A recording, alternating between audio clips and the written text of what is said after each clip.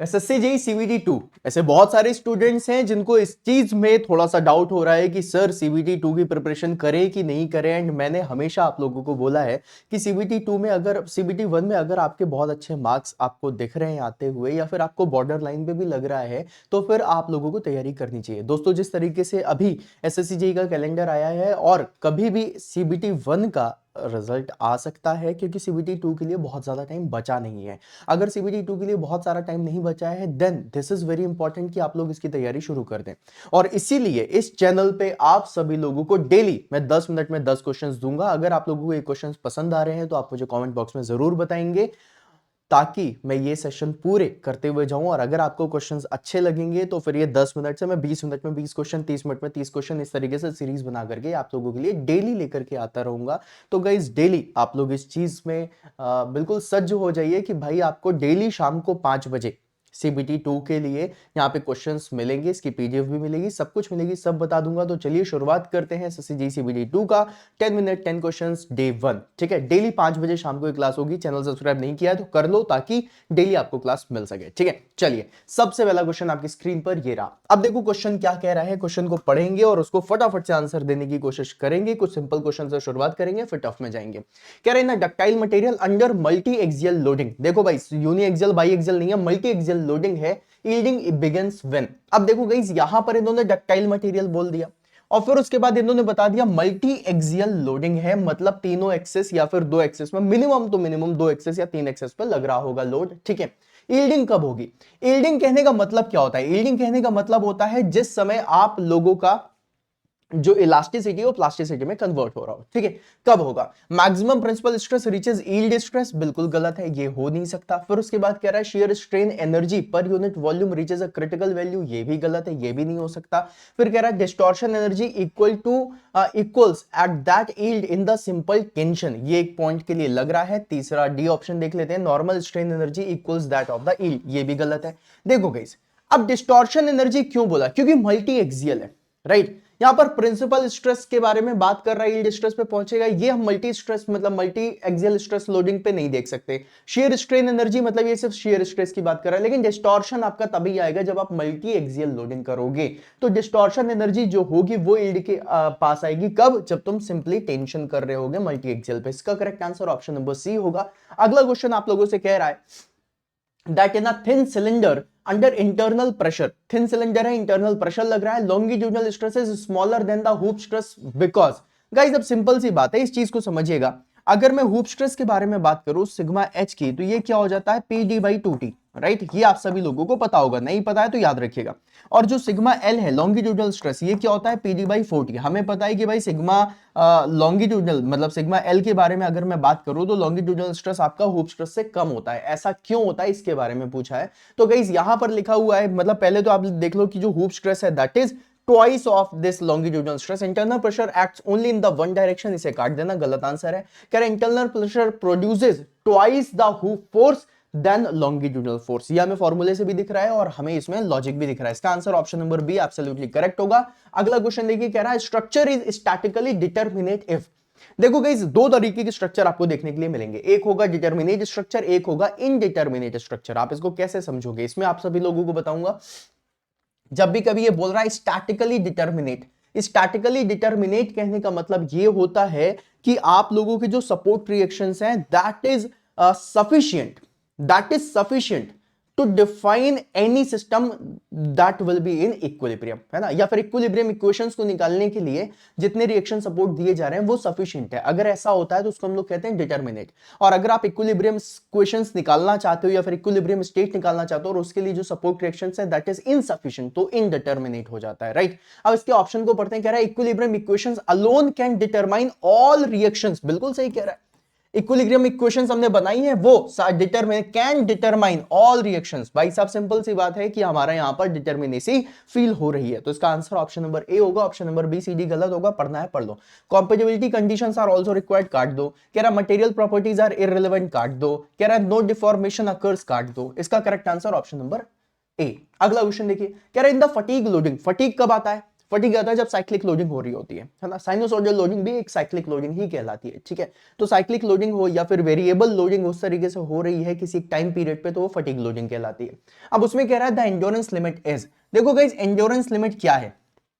हर किसी चीज की लिमिट होती है, जैसे इलास्टिक लिमिट हो गई, एंड्योरेंस लिमिट हो गई, प्रोपोर्शनल लिमिट हो गई, यील्डिंग लिमिट हो गई, राइट, है ना, अल्टीमेट स्ट्रेंथ लिमिट हो गई। तो भाई लिमिट क्या है? वो एक बाउंड्री जिसके पहले आप इनफाइनाइट साइकिल्स बना दो फटीग की तो भी कोई दिक्कत ना है, ऐसी लिमिट को हम लोग क्या बोलते हैं? एंड्योरेंस लिमिट बोलते हैं। एंड्योरेंस कहने का मतलब होता है चलने की क्षमता, है ना। तो वो हमेशा चले, इसके लिए हमने बनाया एंड्योरेंस लिमिट, मतलब एक ऐसी लिमिट जिसके पहले फटीग लोडिंग का फर्क सिस्टम पे नहीं पड़ेगा, एक ऐसी लिमिट जिसके पहले फटीग आने के बाद भी सिस्टम फेल नहीं होगा। अब यहां पे ऑप्शन क्या कह रहा है? ऑप्शन कह रहा है maximum stress material that can withstand indefinitely, बिल्कुल गलत। मैक्सिमम स्ट्रेस कंडीशन नहीं है maximum stress material. Maximum stress तुमने बोल दिया तब तो बहुत ही ज्यादा स्ट्रेस के बारे में तुम बात कर रहे हो ना, मैक्सिमम स्ट्रेस नहीं, that is the minimum stress.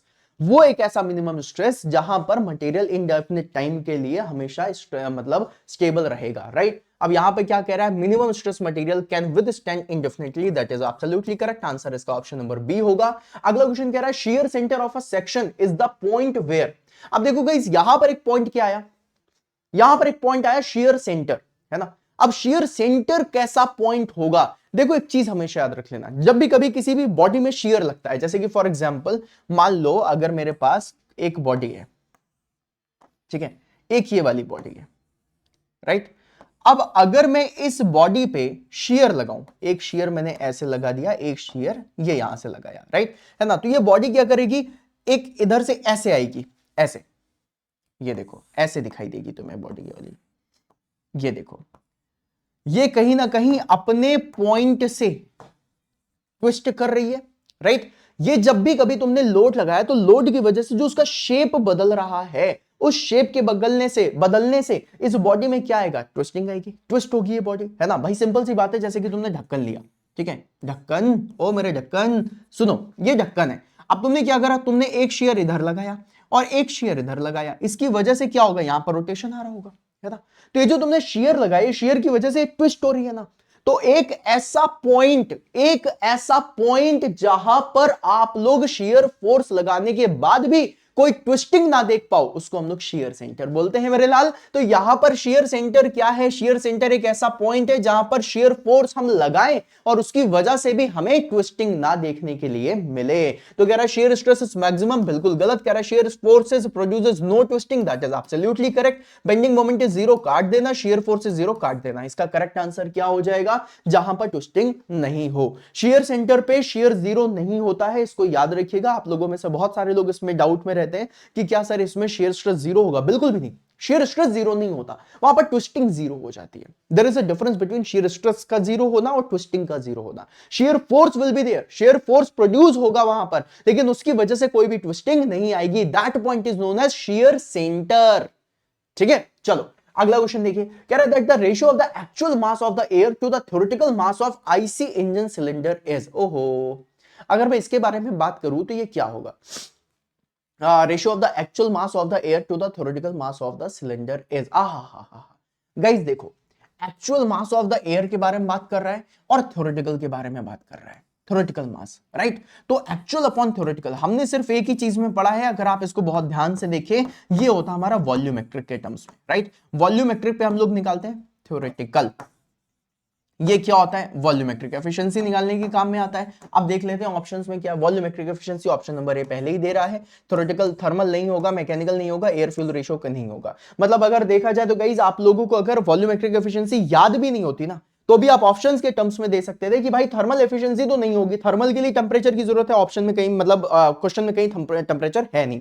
फिर उसके बाद मैकेनिकल एफिशिएंसी, मैकेनिकल एफिशिएंसी के लिए आप लोगों को कहीं ना कहीं फोर्सेस की जरूरत है, जहां पर फोर्स की बात ही नहीं हो रही, सिर्फ मास की बात हो रही है, तो मतलब मैकेनिकल भी नहीं होगा। Air fuel ratio, air fuel ratio के लिए यहां पर आप लोगों को किसकी जरूरत है? एयर की भी जरूरत है, फ्यूल की भी जरूरत है, लेकिन यहां पर सिर्फ मास ऑफ एयर और थ्योरेटिकल मास ऑफ एयर के बारे में बात करी जा रही है, मतलब सिर्फ एयर एयर है, फ्यूल तो है ही नहीं, तो मतलब बी सी डी तो हो नहीं सकता, आंसर इसका ऑप्शन नंबर ए होगा।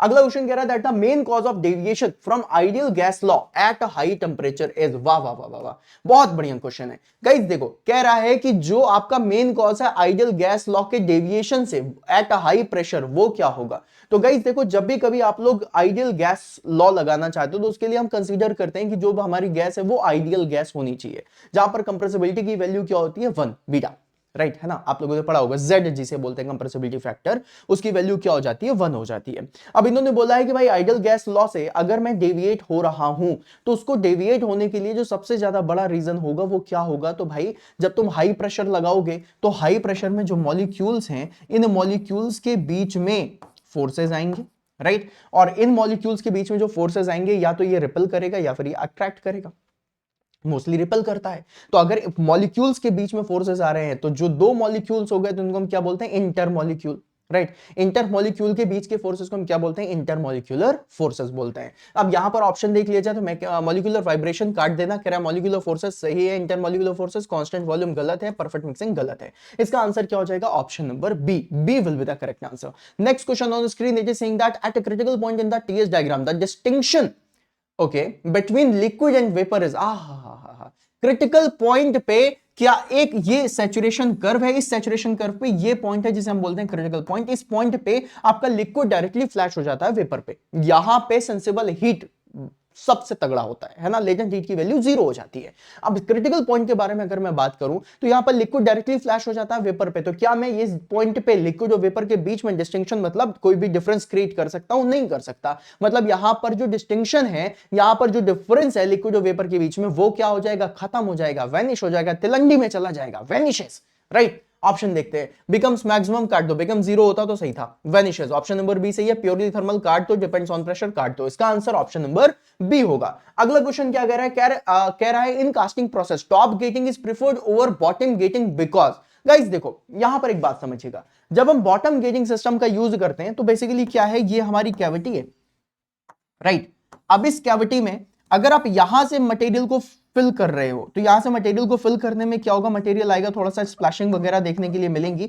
ये सारी प्रॉब्लम्स होती हैं जिसे हम कहते हैं टॉप गेजिंग में स्प्लैशिंग की प्रॉब्लम आती है। अगर आप इस प्रॉब्लम को सॉल्व कर लो तो ये सबसे बढ़िया होती है, क्यों, बहुत जल्दी आप मटेरियल को फिल कर सकते हो।